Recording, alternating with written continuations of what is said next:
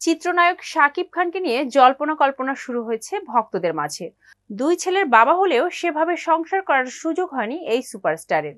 এবার সে সুযোগ হতে চলেছে এমনই গুঞ্জন উঠেছে নেট পাড়ায়। জানা গেছে ঢালিউড কিং শাকিব খান খুব শিগগিরই স্বাভাবিক ছন্দে ফিরছেন, শুরু করতে চলেছেন সংসার। আর শাকিবের এই সংসার শুরুর আভাস পাওয়া গেছে ঢালিউড কুইন খ্যাত অপু বিশ্বাসের কথায়। সম্প্রতি বাংলাদেশ চলচ্চিত্র সমিতির 2024-26 মেয়াদের নির্বাচনে ভোট দিতে এসেছিলেন অপু। সেখানেই ভোট দেওয়ার পর নানা প্রশ্নের উত্তর দিতে সাংবাদিকদের মুখোমুখি হন এ নায়িকা।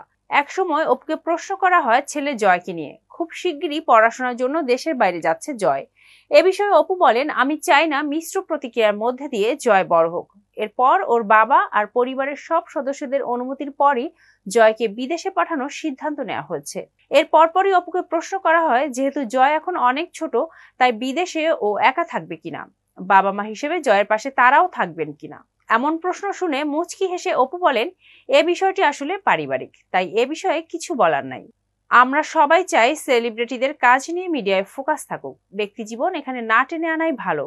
অপুর এমন বক্তব্য শোনার পর দুয়ে দুয়ে চার মেলাচ্ছেন নেটিজেনরা। মন্তব্যের ঘরে বেশিরভাগ নেটিজেনই লিখেছেন, আমেরিকায় 9 মাস কাটানোর পরই অপুর প্রতি ফের দুর্বল হয়ে পড়েন শাকিব খান। আবার অনেক নেটিজেনদের একাংশ লিখেছেন, প্রথম প্রেম ভুলতে পারেননি শাকিব অপু।